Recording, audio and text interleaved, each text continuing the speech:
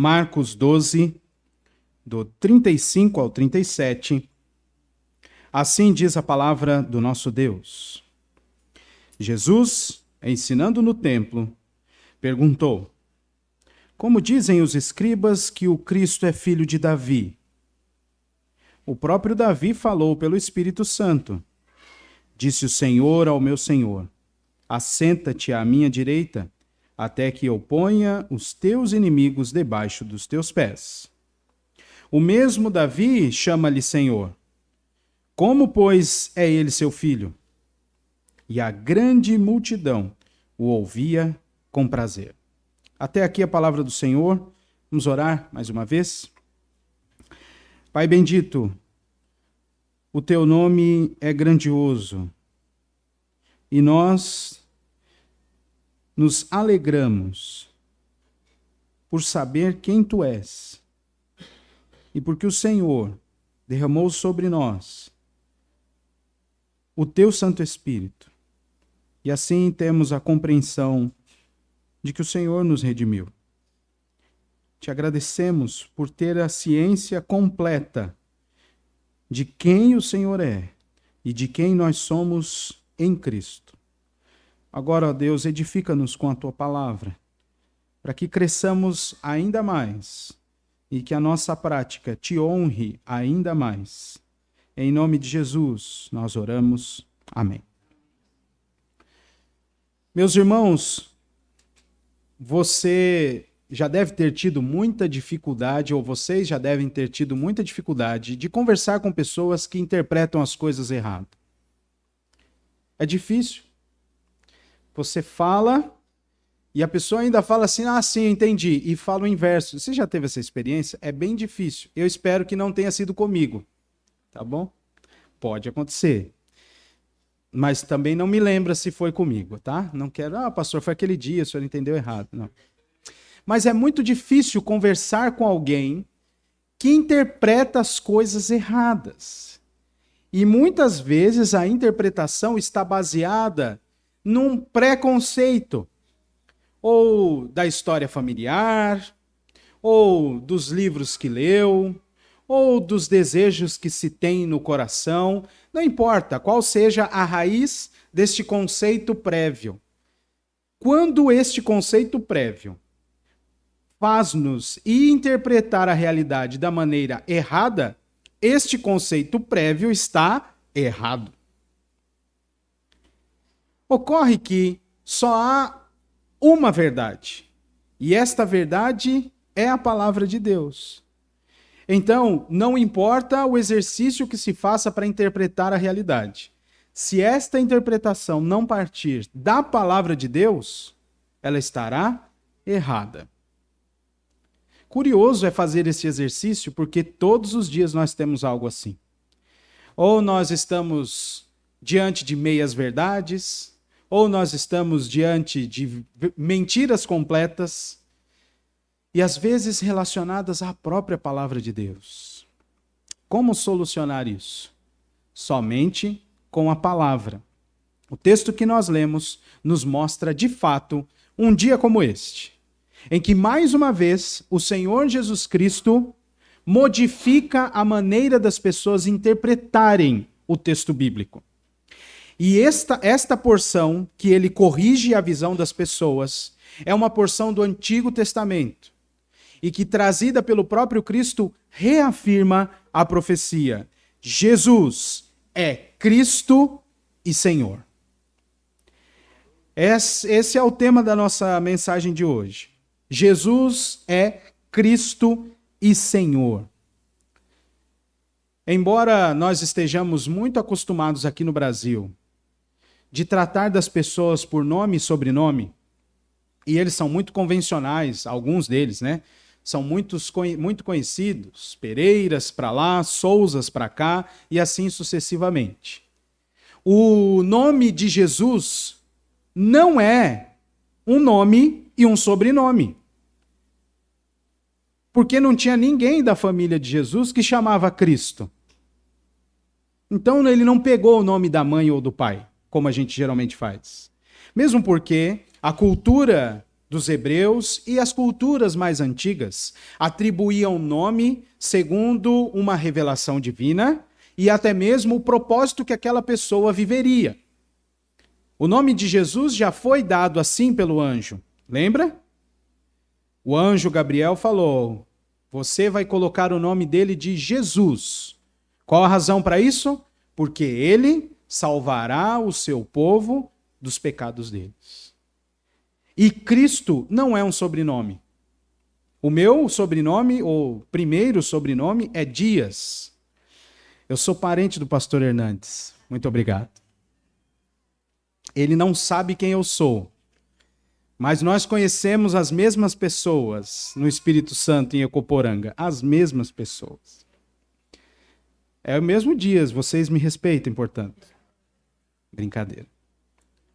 O nome de Jesus não é nome e sobrenome. Cristo é um conceito. É a ideia do Messias, do ungido de Deus, que viria para entronizar-se pela última vez. Ele se assentaria no trono perpetuamente.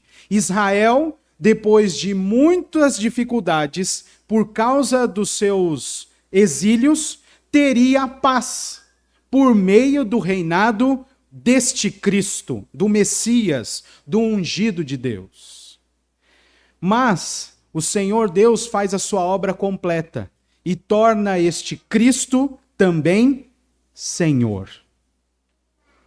Não é um mero nome, mas tem tudo a ver com a própria obra de Cristo Jesus. E é exatamente isso que Jesus está fazendo aqui neste momento. Volte os seus olhos para o verso de número 35. Ensinando no templo, Jesus já tinha ensinado algumas coisas. Jesus demonstra, mais uma vez, que a interpretação dos escribas é incorreta. Agora, sobre o senhorio de Cristo, sobretudo, incluindo Davi. É uma interpretação muito provocativa para um hebreu, para um judeu. Davi era o rei por excelência. Davi era o homem segundo... Viu? Até você sabe. Um rei por excelência. O homem que não foi escolhido pelos homens, pelo povo, mas foi escolhido pelo Senhor para colocar ordem em todo o povo de Israel, que depois de um período muito difícil com juízes e de grande desobediência, e depois do povo ter se rebelado contra o Senhor, pedindo um rei como das outras nações, Deus é quem estabelece um rei segundo os propósitos dele. Davi se assenta no trono. A propósito, Jerusalém, que antes se chamava Jebus, só se torna Jerusalém como sede do reino de Israel por causa de uma conquista de Davi. É para lá que o tabernáculo primeiro é levado. A casa real é construída. Tem tudo a ver com Davi. As grandes vitórias deste homem. Não é à toa que Davi é a referência de um bom rei. Se você lê a sucessão de reis, mesmo depois do reino dividido, a ideia era sempre a mesma. Este rei era um bom rei, porque andou nos caminhos de Davi, seu pai. Este rei foi um mau rei, porque não andou nos caminhos de Davi, seu pai. Todas as coisas combinam. E aí, quando alguém lia o Salmo 110 e não 100,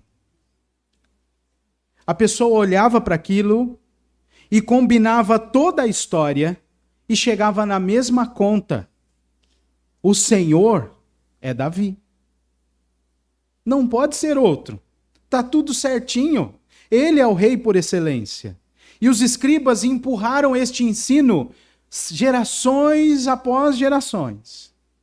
Até que o Senhor Jesus Cristo, no templo, ensinando, diz: como é que os escribas dizem que o Cristo é filho de Davi, se Davi o chama de Senhor? Esse é o resumo do texto. É uma pergunta. Como isso pode acontecer? Como os escribas estão ensinando uma coisa que é irreal? Lembrem-se, e aí ele chama o Salmo 110.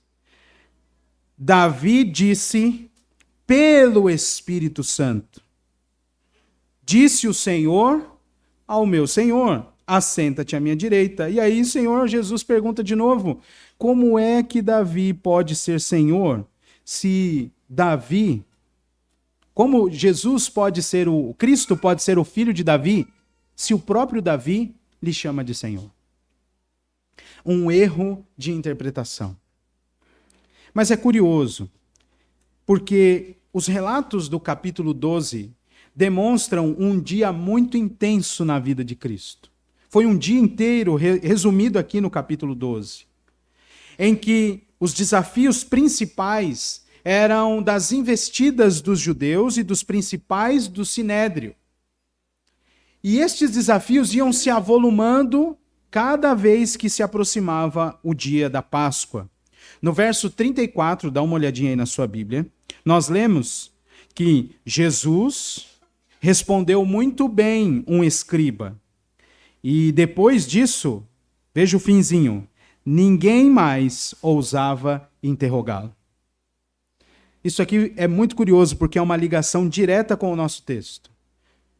Todos estes inimigos que estão se levantando contra Jesus e que nós estamos lendo desde o capítulo 11, fariseus e herodianos, depois os escribas, depois os saduceus, todas as vezes que eles tentavam lançar uma pegadinha para fazer Jesus cair e acusá-lo de morte, se encerrou, todas estas alternativas e tentativas se encerraram aqui neste dia, no capítulo 12 do verso 34, quando diz, ninguém mais ousava argumentar com Jesus.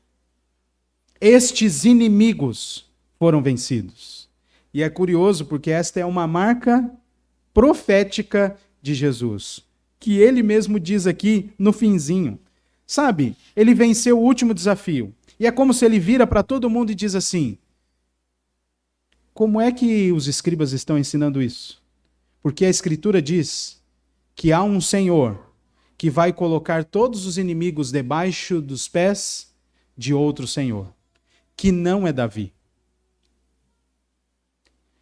Esta moldura está colocando no centro a vitória de Cristo, meus irmãos, passo a passo, rumo à cruz, e depois, com poder e muita glória na sua ressurreição, vencer o último inimigo, como diz o apóstolo Paulo, a morte. Um quadro belíssimo da vitória do Rei Jesus, agora sobre os inimigos do seu próprio povo, no caso, os escribas. Mas estes homens estavam ensinando, e como nós vimos na semana passada, eles foram acusados por Jesus de serem hipócritas, porque eles ensinavam coisas que não havia na lei. E as coisas que havia na lei que eles ensinavam, eles mesmos não praticavam. E eles faziam ainda mais. Há um registro nos evangelhos de que eles entravam na casa das viúvas e praticamente saqueavam a casa delas. Nós vamos nos lembrar disso no próximo domingo. Estes escribas tinham ações terríveis diante dos homens e diante de Deus. E aí Jesus relembra e coloca na mesma estrutura. Não é mera interpretação aqui. Jesus está dizendo literalmente o que o Salmo 110 diz, inclusive na sua estrutura. Nós lemos no início da liturgia, o Salmo 110 tem ali a expressão, disse o Senhor ao meu Senhor. E aí tem um imperativo, tem uma ordem, assenta-te à minha direita. Quando Jesus fala, e o registro que Marcos faz, é a mesma coisa. Disse o Senhor ao meu Senhor, e aí vem o imperativo, assenta-te à minha direita. O que Jesus está fazendo é a mesma coisa que ele fez em Mateus 5. Ouvistes o que foi dito, eu, porém, vos digo. Tudo aquilo que eles ensinavam errado, o Senhor Jesus diz, não, olha, está aqui o texto, ó. O texto é esse aqui. Como então Davi pode ser o pai de Cristo, se o próprio Davi o chama de Senhor? Os escribas estão errados. Prestem atenção nisso. O texto está colocado de uma maneira muito bela. Porque o verso 36 diz que o Salmo 110, meus irmãos, não é apenas mais um da coletânea de salmos. Ele é também uma profecia. Veja o versículo 36. Jesus diz que Davi falou tudo aquilo que disse pelo Espírito Santo. Se você pega alguns comentários do Salmo 110, eles são muito legais, porque eles mostram de fato que Davi, mesmo sem saber se aquele era o futuro dele, ele fala como que profetizando para o futuro. Mesmo que ele já tivesse recebido a profecia de que o seu reino seria um reino sempiterno, de que depois dele haveria um sucessor e que o reino não teria mais fim. Você pode ler essa profecia em 2 Samuel, capítulo de número 7. Lá está, quando Deus fala com Davi, o seu reino será para sempre. Mas ainda assim, pelo Espírito Santo, Davi diz, tem alguém melhor do que eu. Tem um Senhor sobre mim. Disse Iavé ao meu Adoni. São duas palavras distintas que mostram propósitos e características diferentes do Senhor. Iavé é o Deus da aliança, o Deus do povo de Israel. Aquele que estabeleceu este pacto com Israel. Adoni e todas as a sua raiz e todas as suas derivações, que a gente conhece muito por Adonai, tem a ver com o senhorio do Senhor sobre mim e sobre as minhas coisas. Veja que então o texto fala de dois personagens. O Deus da aliança do povo de Israel diz ao Senhor deste povo, assenta-te à minha direita, até que eu, Iavé, coloque todos os inimigos por debaixo dos pés deste Senhor que é Adonai. Que grande profecia! E que maravilha saber que esta profecia já se cumpriu. Cristo Jesus é o nosso Senhor. E é nisso que nós cremos. E é por isso que nós vivemos. Cristo Jesus é o nosso Adoni. É Ele quem está no trono, reinando tudo e todos, inclusive a nossa vida. Lembra que a gente tem tratado disso na quinta-feira? Às vezes nós temos uma interpretação sobre nós que é diferente daquilo que Deus fala sobre nós. E quando nós nos deparamos com o ensino desse das Escrituras, nós nos enchemos de esperança. Porque diz a todos nós que Jesus Cristo, o nosso Salvador, é também o nosso Senhor. E onde as Escrituras dizem que Ele está? No trono, reinando. E todos os inimigos, todos, estão sendo colocados um a um debaixo dos seus pés. Fomos salvos por um rei vitorioso. Continuamente vitorioso. E somos guiados no caminho que ele nos direciona para a vitória. A ilustração que lemos em Apocalipse 19 também mostra isso. Jesus Cristo, Rei dos reis e Senhor dos senhores. Verbo divino. Ele está capitaneando um grande exército de pessoas que foram purificadas pelo sangue dele. O nosso Cristo é o nosso Senhor. E há uma coisa muito interessante em toda a história de Israel. Você sabe, você já leu, por exemplo, em Daniel falando, e Nabucodonosor também disse que é Deus, o Deus de Daniel, quem estabelece reis e quem os tira. Abra sua Bíblia comigo em 1 Crônicas, capítulo 29. Por sinal, alguns versículos depois do texto que a gente cantou. 1 Crônicas 29. versículo 23.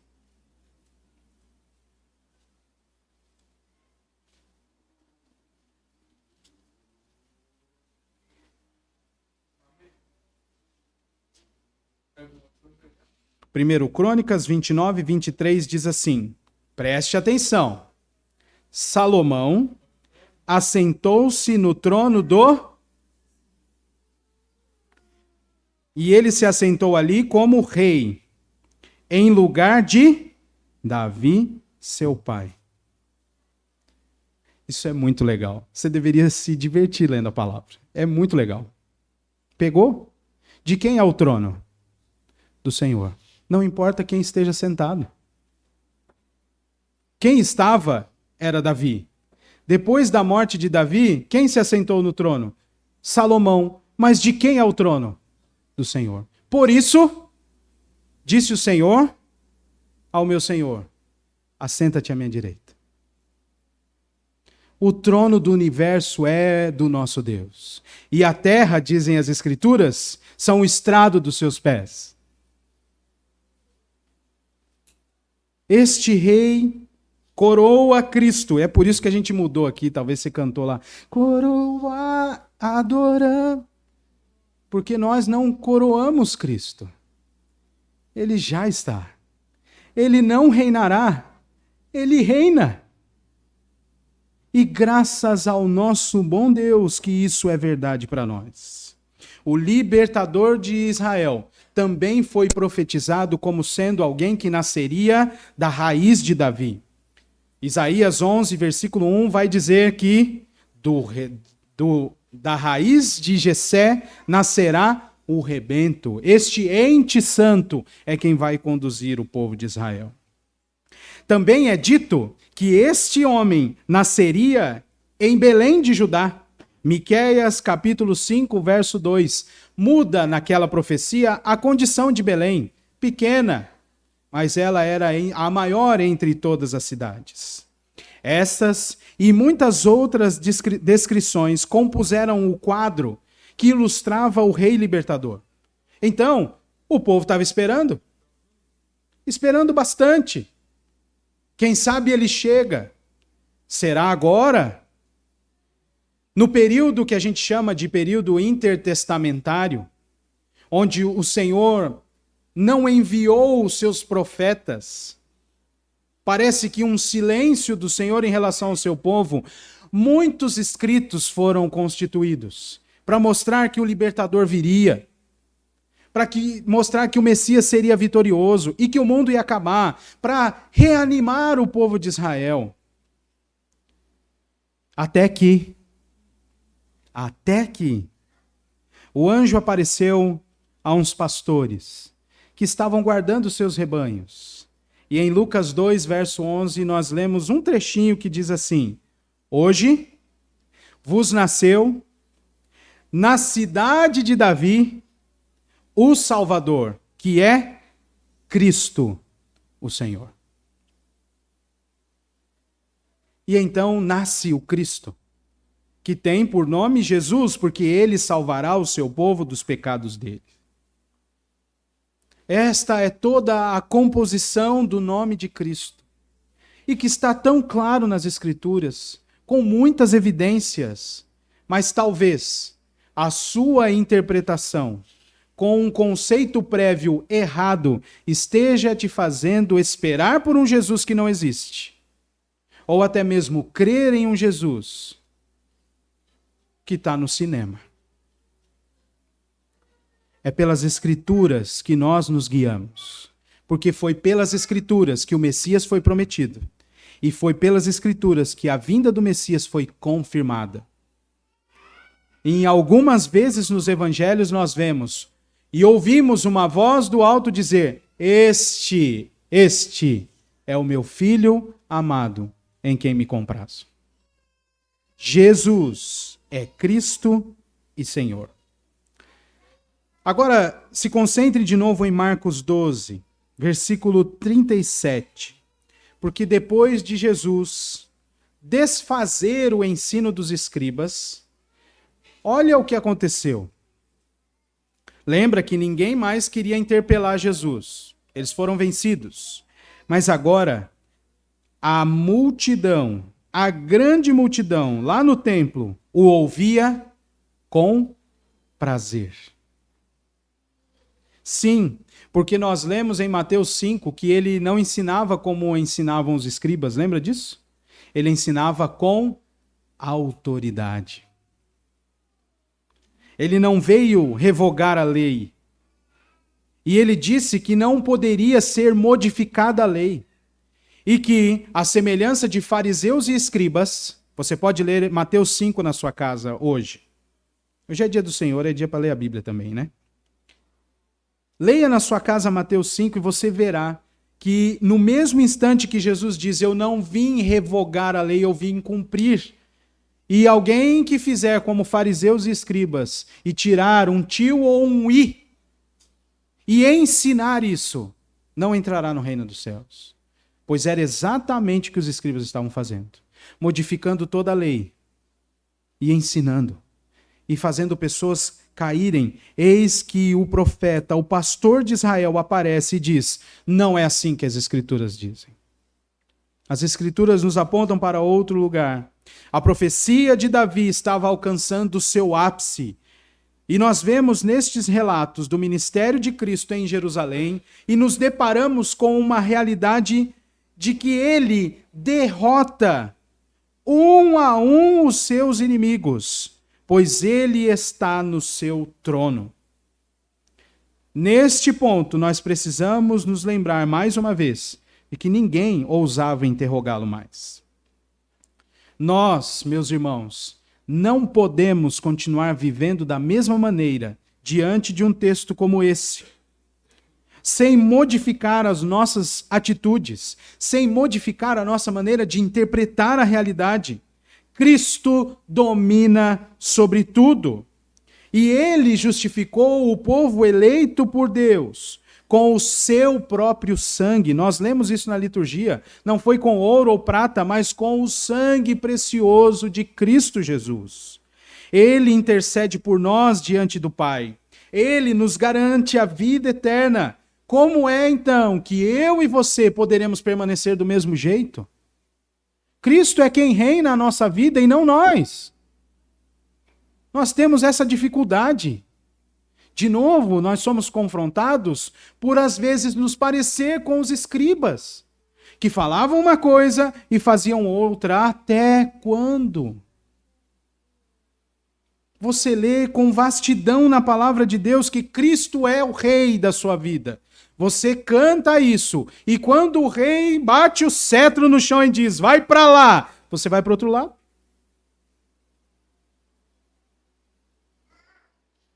Nós precisamos remodelar a nossa maneira de interpretar as coisas. E não é por aquilo que as pessoas dizem, mas é por aquilo que as Escrituras dizem. Nós deveríamos parecer mais e mais com os primeiros crentes. Abra sua Bíblia em Atos capítulo 2.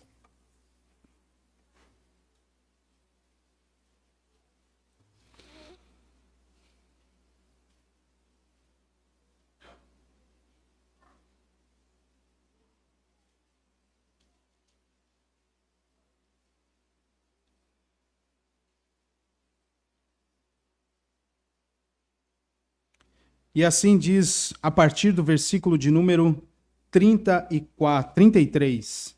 Pedro está diante das pessoas que vieram trazidas por aquele grande barulho no dia de Pentecostes. E ele se levantou para explicar o que estava acontecendo.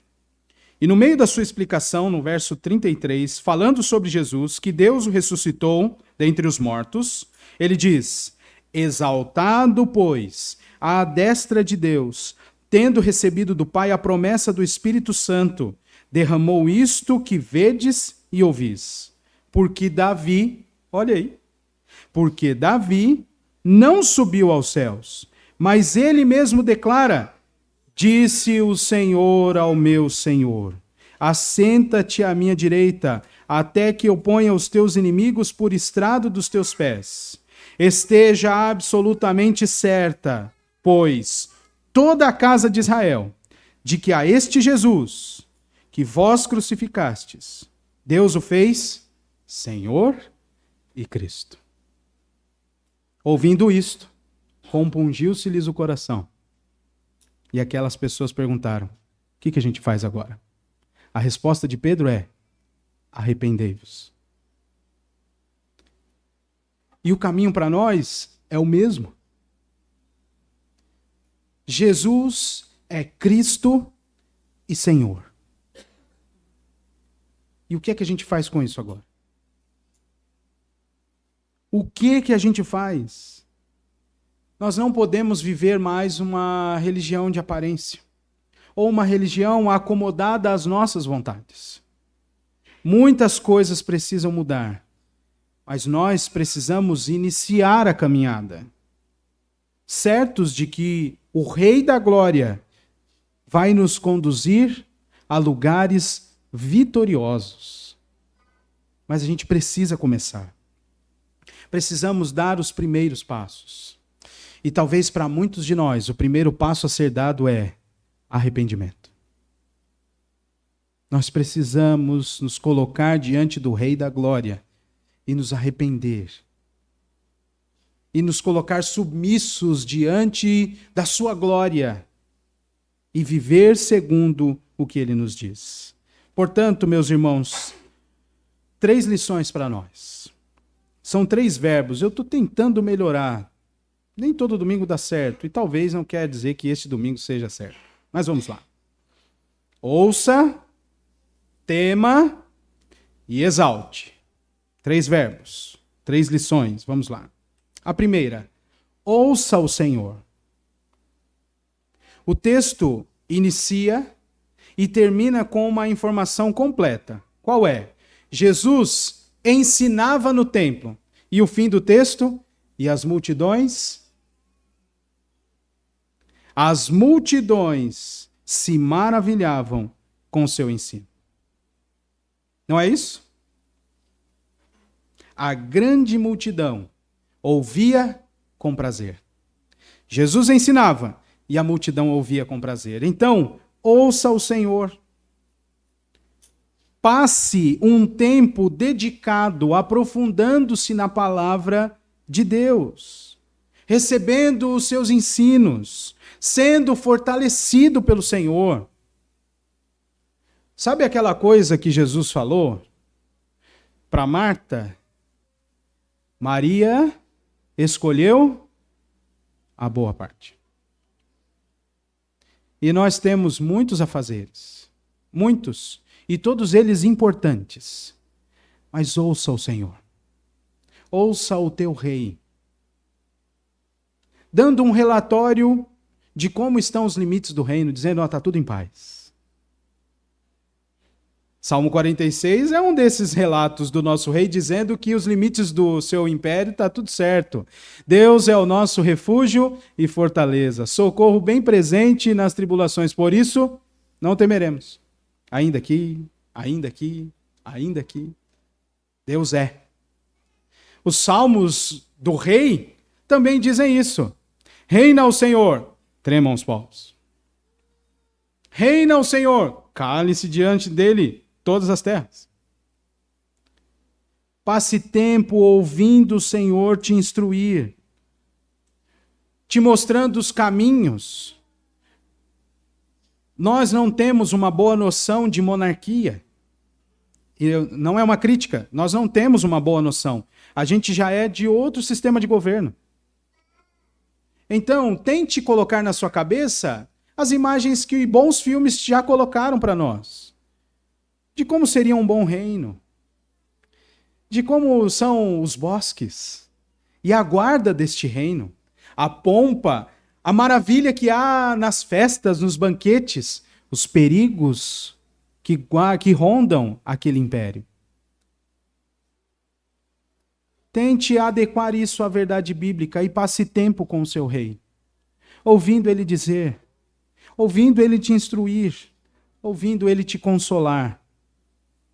Tudo já está feito, o Senhor reina. Então, ouça o Senhor. Segunda coisa, tema o Senhor Jesus. Ele é o rei. Você não é. Jesus é o rei. Você não. Você é súdito. Então, tema o Senhor. Neste início de ano, nós temos estudado que o nosso coração é enganoso e nós temos percebido como nós somos facilmente levados pelos enganos para colocar outro Senhor na nossa vida. Tema ao Senhor somente. É Ele quem reina, não você. Nós não estamos servindo aqui a qualquer tipo de Cristo. Nós tínhamos que ter muito mais reverência pelo Senhor Jesus. E não temos. Os filmes destruíram a nossa mente com isso. Muitos estão procurando um tipo de Jesus mais humano. Mas Jesus é rei. Ele é Deus. Ele é 100% Deus. Então, tema ao Senhor. E a terceira lição: exalte ao Senhor Jesus.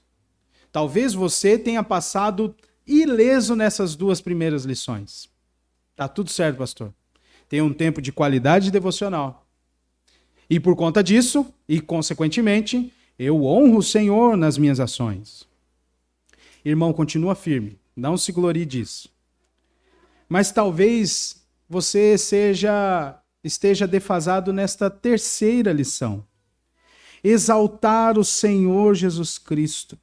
Irmãos, todos os inimigos são derrotados, pois ele está assentado no trono regendo as nações. Nós lemos isso, nós cantamos isso. Ele é o Rei e o Senhor dos senhores. Então, louve o Senhor. Louve o Senhor por causa disso.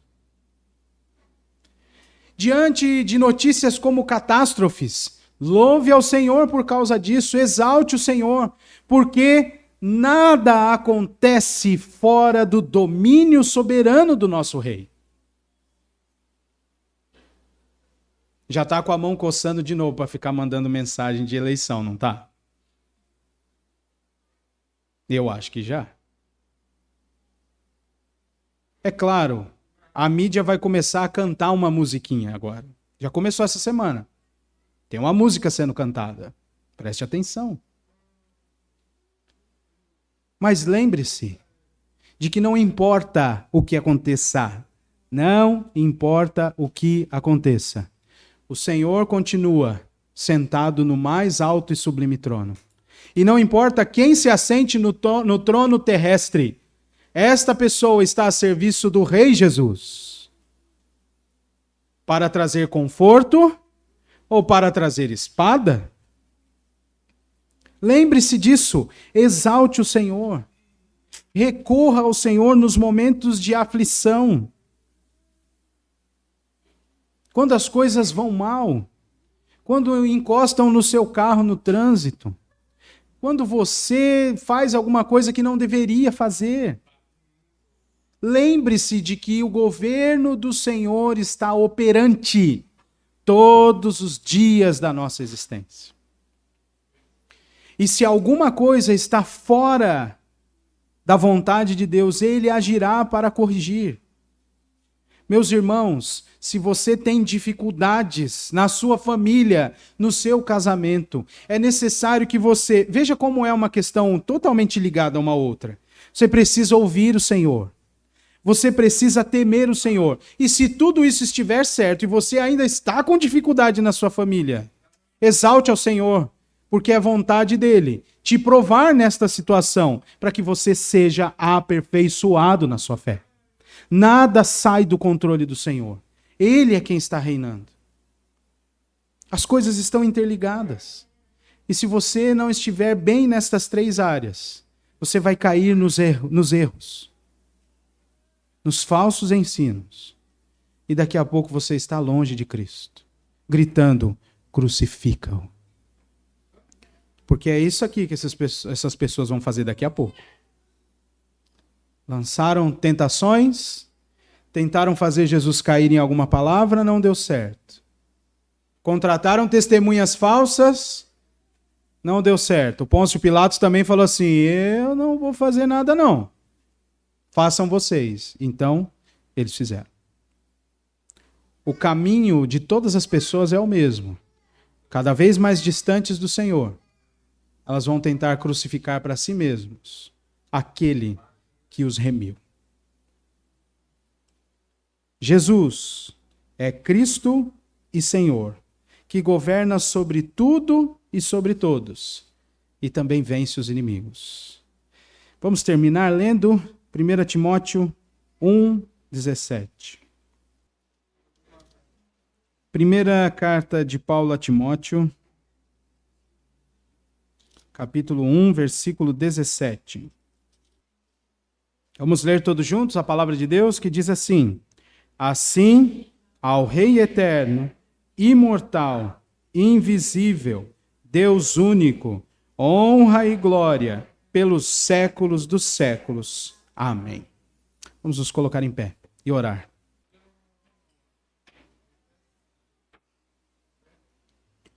Ó Deus eterno, nós queremos te louvar e te engrandecer, porque tu és soberano. E te louvamos porque a tua soberania se estende sobre toda a terra e sobre a nossa vida. Tu és o nosso Criador e o Senhor também decidiu redimir o teu povo e dar a este povo a ciência de que o Senhor realizou estas grandes obras. Ó Deus, nós passamos um tempo aqui diante da tua palavra. Então tem misericórdia de nós e nos fortaleça para que não sejamos negligentes àquilo que nós acabamos de ouvir.